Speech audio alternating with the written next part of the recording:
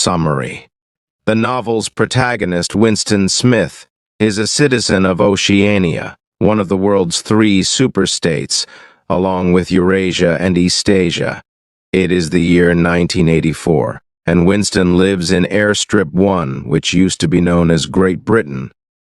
Winston is a member of the party, which rules Oceania under the principles of INGSOC, English socialism. Oceania is an oligarchy, under hierarchical rule. The party consists of inter-party members who are the ruling elite and regular party members who are citizens of Oceania. Outside of the party are the proles, non-party members and simple people who live in poverty and are free from party regulations. The party's leader is Big Brother, and there are massive images of his kind visage, complete with dark hair and a substantial mustache, displayed throughout London, some accompanied by the words "Big Brother is watching you." The party's 3 slogans are, "War is peace, freedom is slavery, and ignorance is strength." Winston lost his parents and little sister during the revolutionary period that destroyed capitalism and instituted INGSOC in Oceania. He was placed in a party orphanage and integrated into the party system. Now he works in the records department of the Ministry of Truth, which handles all party publications and propaganda, altering previously published party publications to ensure that the party's version of the past is never questioned. Such alterations often remove a person from history or make previously flawed predictions accurate.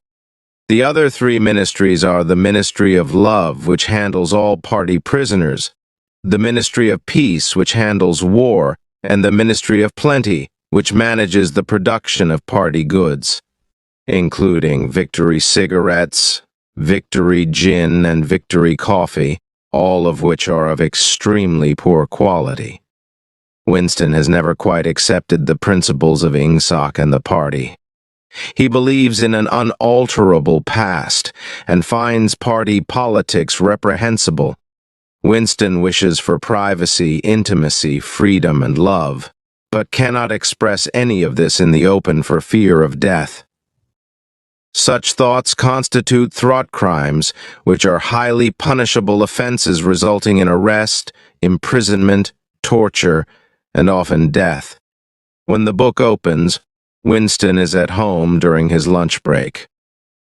He has returned to his apartment in the Victory Mansions, a dilapidated party housing building, to write in a diary, a relic of the past he obtained from an old junk shop. Winston's apartment is meager, and like every other party member's home, contains a telescreen. The telescreen transmits party information and propaganda, and also allows the thought police to watch and listen to party members at all times. In Oceania, there is no such thing as privacy. Winston is fortunate to have a small nook in his apartment out of the view of the telescreen, and it is in this nook that he begins to write in his diary, despite his overwhelming fear of being caught. Undoubtedly, Winston will eventually be caught, imprisoned, and tortured by the thought police. For now, however, he chooses to forge ahead with his rebellion. Winston writes of various memories, all related to the party and his life. Many include violent imagery, which is quite common in the age of Oceania, and reveal anti-party feelings. Winston clearly does not subscribe to party doctrine. Winston is briefly interrupted at one point by a knock on his door. At first he panics, thinking he has already been caught, but it is only his neighbor, Mrs. Parsons, who needs help unclogging her sink. Winston obliges, and interacts briefly with Mrs. Parsons' 2 hellish children who are members of the Spies and Youth League, and clearly powerfully indoctrinated in the ways of the party. Winston predicts that eventually these children will turn their loyal, simple, innocent parents into the thought police. Such tragedies, it seems, are quite common. Winston returns to his diary, and in one of his reveries reflecting on the past and his memories and dreams, finds himself writing down with Big Brother in large letters over and over on the page. Eventually, time runs out and Winston must return to work, which he enjoys. Once Winston found a newspaper clipping among his daily assignments that proved the innocence of three men, Jones, Aronson, and Rutherford. In examining the clipping, he knew it meant the party was wrong, and that he had real evidence of an accurate version of the past. Rather than risk discovery, however, he destroyed the clipping, placing it in a memory hole that sucked it into the building's internal furnaces. At the Ministry of Truth, Winston is surrounded by loyal party members and is always on guard to prevent his true feelings from being perceived by others. At work, Winston sits through the daily 2 minutes hate, which rails against Oceania's enemy, Eurasia, and the supposed leader of the opposition movement, Emmanuel Goldstein. The propaganda is powerful, and the people around him begin shouting at the screen. Of course, Winston must join in to avoid suspicion. Finding himself increasingly curious about the past, Winston wanders the streets among the proles. He believes that if there is hope for a successful rebellion, it lies in the proles. Winston meets an old man in a prole pub and questions him about life before the revolution. To his frustration, the man focuses on his own personal memories rather than on the generalities and conceptual differences Winston is interested in. Winston returns to the junk shop where he bought his diary and purchases a glass paperweight with a piece of coral inside. The proprietor, a kind old man named Mr. Charrington, shows him a room above the shop, and Winston thinks about what it might be like to rent it out and live among old things, free from the constant presence of the telescreen. At work and on his walk, Winston sees a dark-haired girl who is seemingly a violently loyal party member and apparently has taken notice of him.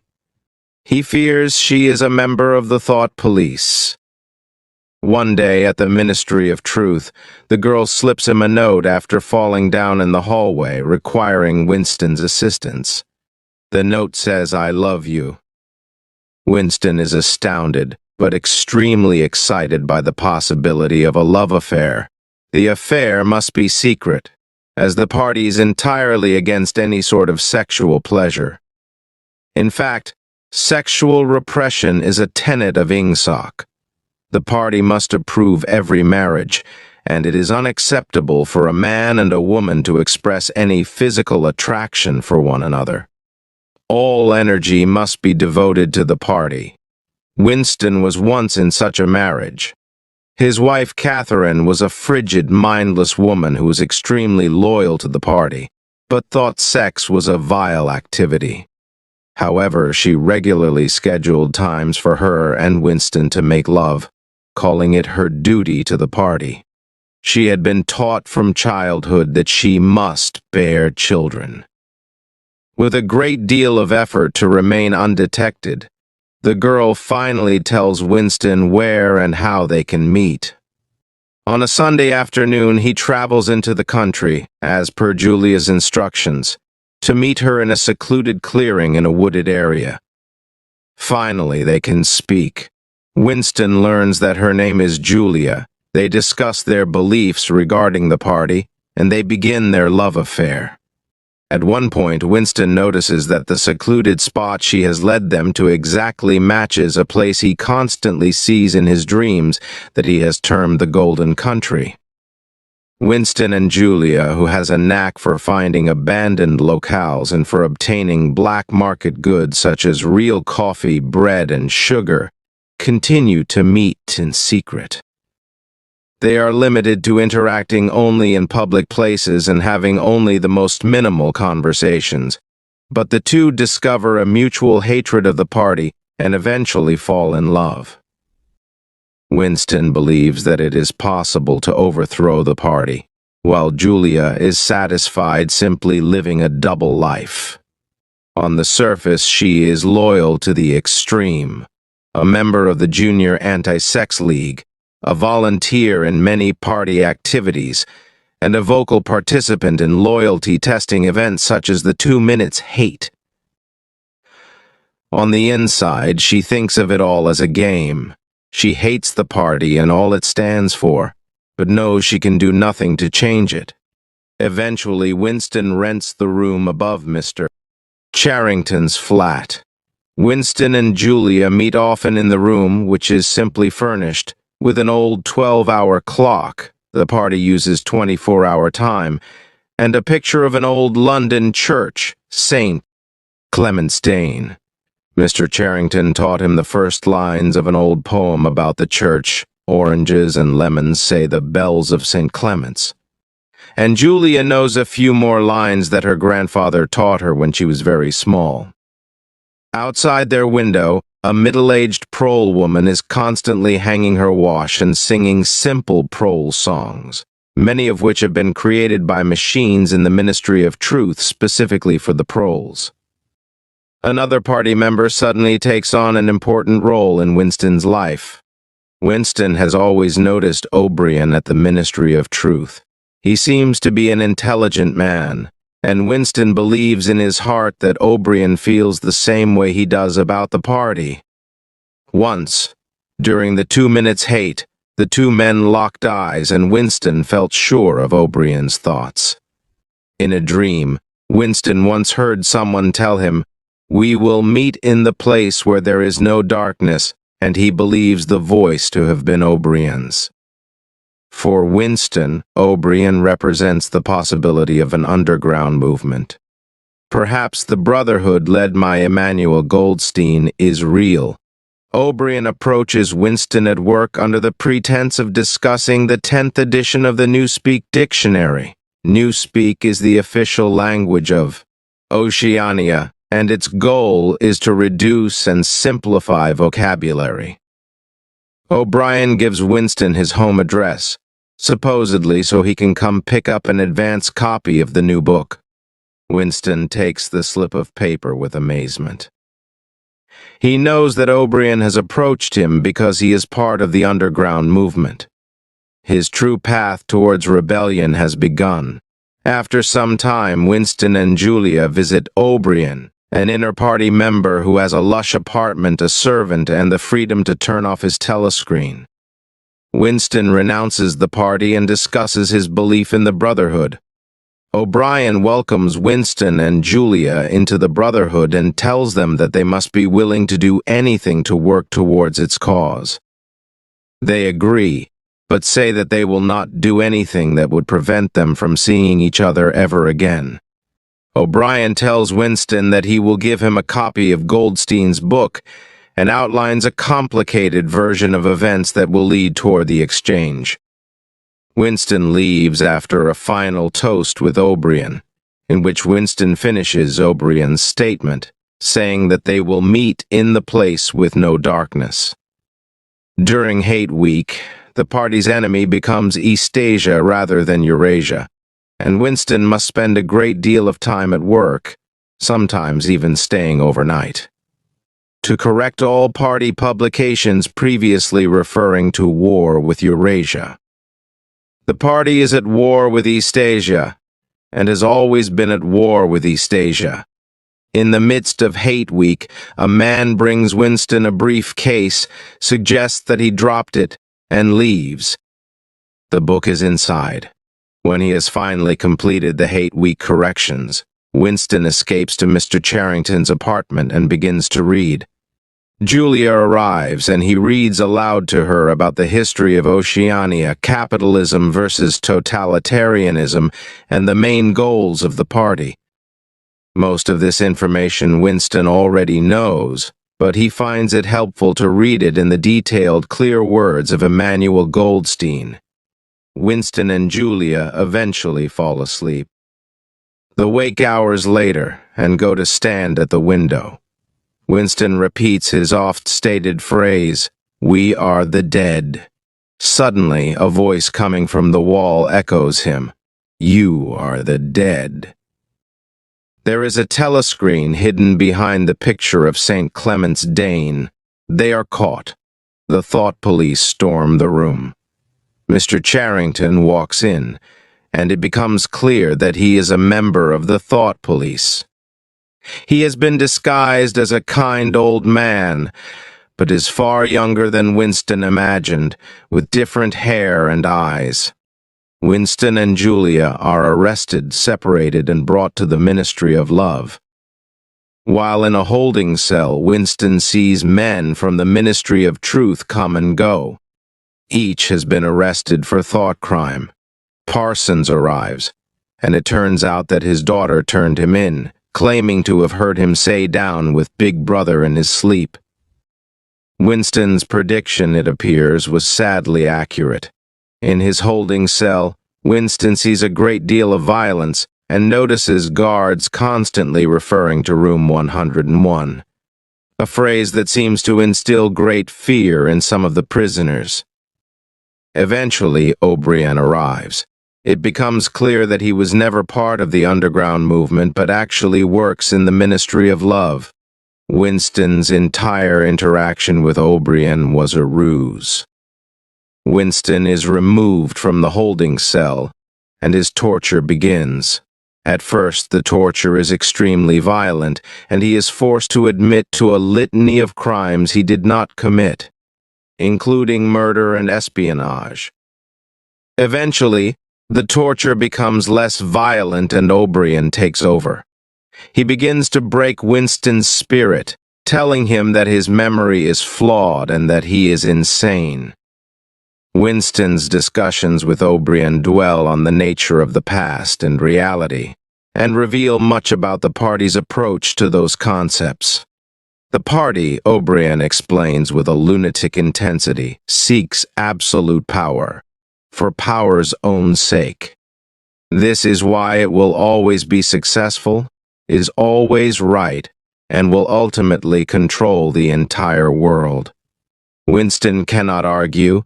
Every time he does, he is faced with obstinate logical fallacies, a completely different system of reasoning that runs counter to all reason. Winston believes in a past that never existed and is hounded by false memories.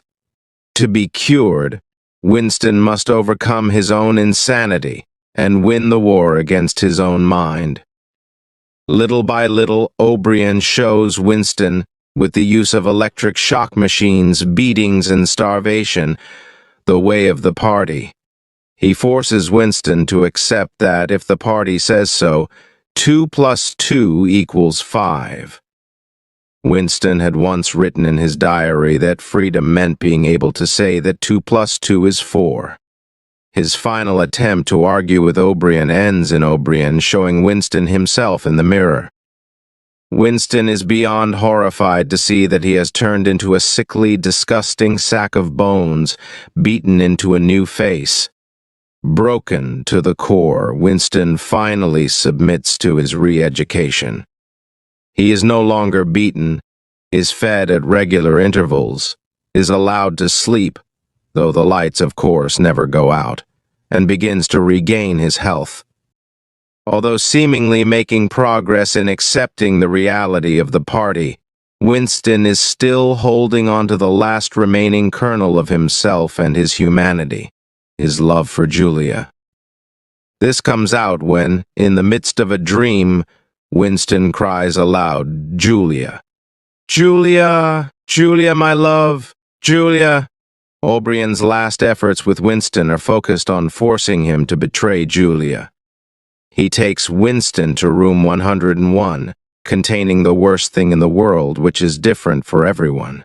For Winston, the worst thing in the world is a rat. Winston is tied to a chair, and O'Brien begins to attach a mask cage contraption containing huge, hungry, carnivorous rats to his face. Winston feels a desperate, deep, panicked fear. He cannot take it, and finally screams for O'Brien to put someone else in his place. Anyone, even Julia. O'Brien has succeeded. Winston, a damaged, changed, empty shell of a man, is released into the world. In his new life, he sees Julia once, by chance, but they are no longer in love. Each betrayed the other, and prison changed them powerfully. There is no hope for their relationship. Winston obtains a somewhat trivial, meaningless job that pays surprisingly well. He spends his time at the Chestnut Tree Cafe drinking victory gin and playing chess. His life is buried in gin.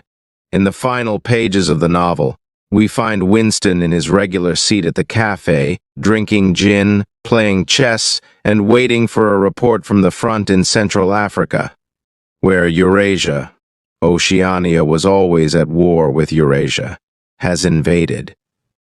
He is excited about the report, because with this invasion, Eurasia might actually be able to break Oceania's line of defense and put the entire nation at risk for takeover. A Eurasian success in Central Africa might mean the end of the party. Before the report comes, Winston suddenly recalls a very happy day in his childhood spent playing board games with his mother and little sister. He pushes it out of his mind, realizing it is a false memory and resolving to allow fewer of those to creep up on him. Eventually, the report reveals that Oceania has succeeded in repelling the Eurasian advance. There is jubilation on the telescreen and in the streets. Staring into the eyes of a poster of Big Brother, Winston realizes that he knew this news would come. With tears dripping down his face, Winston realizes he has finally completed the rehabilitation he started in the Ministry of Love. He loves Big Brother,